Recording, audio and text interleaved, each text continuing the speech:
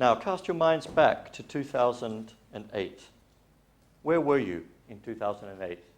I imagine that many of the people in this room are students at Waseda, and maybe some of you were just entering Waseda University or possibly applying to the university, or maybe even formulating a dream to possibly come here. 2008, for many, is synonymous with the Lehman shock, the global financial crisis, the kind of collapse of confidence that we saw after a long period of kind of enthusiasm that occurred in the first decade of the 21st century. And so what I want to talk to you today is about something else that's been happening since 2008, and to talk about this phenomenon, or a series of phenomena, as a way of thinking about how we can make a difference, how those who are looking forward to the future can make a difference, particularly those of us here in Japan. So in 2008, another event happened, less noted, but possibly more significant, and that was the transition from a predominantly rural world to a predominantly urban world. This was about the period when the quantity of the population, global population, in cities overtook the population in the countryside, engaged in agriculture. So if we think about what this implications is that the urban has now come to exceed and maybe dominate the rural, and in fact that the future is an urban future. The future belongs to the city and to urban environments, urban inhabitants, urban lifestyles, and maybe urban problems. But the question is, the question I want to pose, or one question I want to pose today, is whose cities does this future belong to? And for whom are these future cities being built? It used to be that the future, as far as cities and imagining future cities are concerned, it used to be here formulated in Japan. We have a kind of a past future. A paleo future is one term for this. In the 1950s and 60s, as Japan was recovering from its from the devastating war and reconstructing itself and attempting to rebuild a new image of Japan, a new sense of self, a group of young architects gathered around the figure of Kenzo Tange at the University of Tokyo set about visioning a completely different kind of city and a completely different kind of future. Highly urban, very technological, extremely advanced, but at the same time completely Japanese, completely drawing on the well springs of Japanese tradition and Japanese ingenuities. This group of young people and their teacher were called the metabolists, and they sought to construct an image of cities and even come to an understanding of how cities really fundamentally work as an organic system, as a kind of metabolic system, hence their name. That cities were not permanent entities, the idea of the monumental structures that we may be familiar with from ancient Greece or from the great cities of Rome and Paris, but rather a city that was evolving and changing, that would grow vertically into the air or colonize the seas, and that would consist of elements which were like large trunks or spines which would stay consistent for centuries, and into which capsules or units would plug in. These units and capsules would be made in using the same techniques as cars would be made, as any of the elements of our modern industrial society, made in factories, using mass production to high standards of finish and quality. So, extremely modern, extremely kind of visionary, but at the same time deeply connected to an idea about the environment, an idea about the culture that these architects grew out of. So this is The City in the Air behind me by Arata Isozaki, a proposal for Shinjuku, the area which is now West Shinjuku with its cluster of skyscrapers, done in the early 1960s. But what does it remind you of? Maybe it reminds you of the temple brackets that you see when you go to a great temple like Todaiji in Nara. And in fact, this is an explicit reference to these great cultural achievements in Japan. The Tokyo Bay Plan extended this kind of logic of spine and structure and then small plug-in elements at the urban scale. Tokyo was massively urbanizing. Population was streaming in from the countrysides. And there was incredible problems in the early 60s with transportation and waste disposal and so on. This was all seen as potentially solvable by just moving out into the bay, colonizing the waters of Tokyo Bay, and in this ambitious scheme with a single axis linking up between the Imperial Palace on one side and Chiba on the other, and then these tendrils that would grow out, each with numbers of housing units. This was by Kenzo Tange and his lab of students, and was an extremely famous proposal. And in some ways, the way Tokyo Bay has developed indicates the viability of the proposal, even if it does not use any of its kind of visionary design ideas. And perhaps most iconically, this young architect, Kisho Kurokawa, in 1960, 26 years of age, and when this building was built, just in his mid-30s, who actually physically built these ideas using this idea of a strong core and mass-produced capsules down in Ginza, and you can still go down there and see it today. And if you look at Kurokawa, who passed away about 4 years ago, you can see this kind of energy and vision and the kind of glint that the future is his for the taking in his eyes. However, sadly, or perhaps inevitably, this is now a story of the past.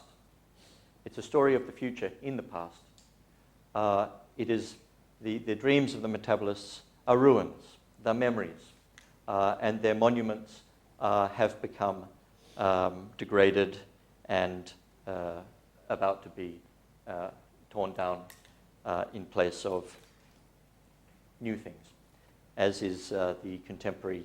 This is a contemporary photograph of the capsule tower. So, the metabolists constructed an image of the future based on Japanese sources, projecting a kind of modernity which was fully enmeshed with an Oriental understanding of the environment and of society. But it was deeply connected to the nation, deeply connected to the state, deeply connected to the idea of Japan itself. However, today, this idea seems outdated. We face a world now in which communication is instant, simultaneous. Everyone is on Facebook and having their streams updated from context globally in multiple languages. We can travel far more easily than our parents or grandparents could travel. It is really not a difficult thing to simply get on a plane and go to the other side of the planet. We are in the cosmopolitan age, I suggest, an age in which the idea of the nation is beginning to drop away. And our sense of how we can connect and who we can connect to is based purely on our interests and on our our energies and our sense of possibilities. This is cosmopolitanism today. So, place, the idea of a national state or a particular identity rooted in place, perhaps has become superseded by space, this idea, this world in which everything can flow and move. Or perhaps because it's so easy to connect, to communicate, and to move, place becomes once again important. Local place becomes important. The place of the city, the place of one's own community. So perhaps what we need is a place book, a kind of idea of place which is not connected to a location, but actually completely global and connected, but still about place and about connecting to place. So with this idea of place becoming more and more strong in this global cosmopolitanizing world, the city becomes one of our key sites where we kind of play out our experiences and play out our futures. And these cities, the cities where this is being most dramatically realized today is in Asia and is most prominently perhaps in China. So if we look at the Chinese scene today, we see a nation, a world, a universe completely in transformation. Its cities are entirely new cities are being built from scratch. Its old cities are being torn down and new structures being put in its place. Iconic architecture, completely unprecedented and daring structures are being built. This is in Beijing. Mega events are bringing the Chinese together and gathering a sense of pride and a sense of capacity and power and projecting that out to the world, such as the Beijing Olympics, the Shanghai Expo. And architecture is a very important part of this projection to the world. The skyscraper, a symbol of modernity, of development, of achievement, as we can see in the recent razzmatazz around the Sky Tree here in Tokyo, is rampant in China today. Skyscraper fetishism is not an overstatement. Meanwhile, these massively expanding middle class, now 200 million people and rising, are building their dream homes, their dreamscapes across what formerly agricultural land in China. We have a kind of ecstasy of urbanism in China today, in which the city is the place of life, of a better life, and in which it is the space of the future. If we contrast Japan and China today, we can see a kind of completely different attitude and a completely different mentality. And yet, these two countries have been connected so deeply for so many centuries. And what is happening in China today has happened in Japan 50, 60 years ago, as I illustrated with the example of metabolists. In addition, Japan has had a very important role in establishing the infrastructure, the intellectual and educational infrastructure for Chinese urban development and architectural achievement. Some of the earliest pioneers of modern architecture in China were educated in Japan, including one right here in Waseda University. Japanese firms are active in China, and large Japanese construction companies and some of the more famous architects, including Kishio Kurokawa, moved into China in the 1980s and were some of the first to actually engage on Chinese projects. As you can see on this graph, back in the 80s, 3/4 of foreign architectural activity in Shanghai was Japanese. That declined in the collapse of the bubble years in the 1990s, but once again, Japanese are returning. And the population of Japanese in Shanghai is higher than any other foreign group. Japanese architects are idolized and feted in China. This is Kengo Kuma, with a poster saying, "I want to erase architecture." Of course, we still have some issues with language. But what I think is more interesting and what I want to highlight here in this idea of a cosmopolitasianism is young Japanese architects going to China and building their careers in China, building their offices in China, and working with Chinese employees, with Japanese employees, and sometimes with Korean and other Asian employees, doing it in Japanese and in Chinese, and of course English to communicate to a broader population, but really primarily in the kanji-based languages.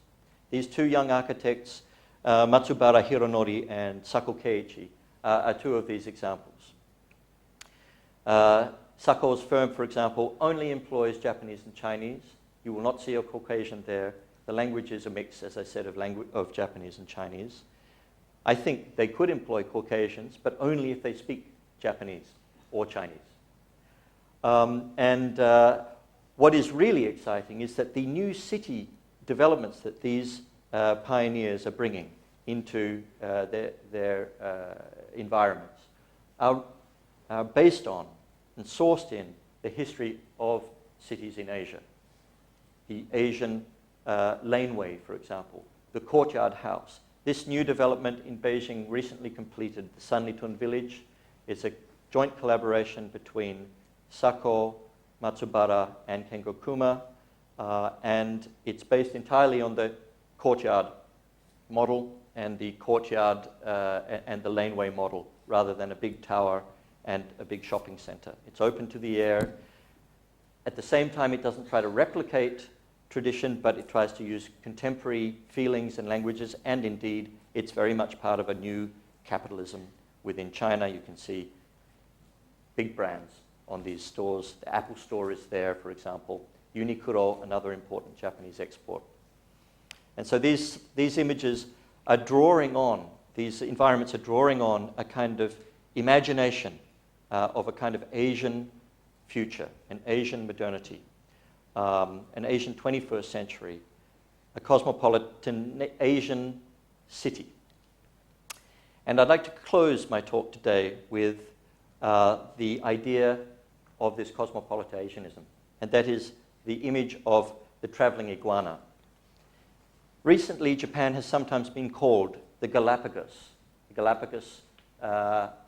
country, a country that evolves very sophisticated creatures like the Galapagos Islands do, or products, the Japanese mobile phones, which cannot be used easily elsewhere. This has been a critique. But in one perceptive comment by Rui Nishizawa, a Japanese architect, he saw the iguana as being a positive thing. The iguana is unique. The iguana is special. However, the iguana should not be trapped on his island. The iguana must travel. And so with this idea of the traveling iguana, I close my talk and encourage all of you to become traveling iguanas. Thank you.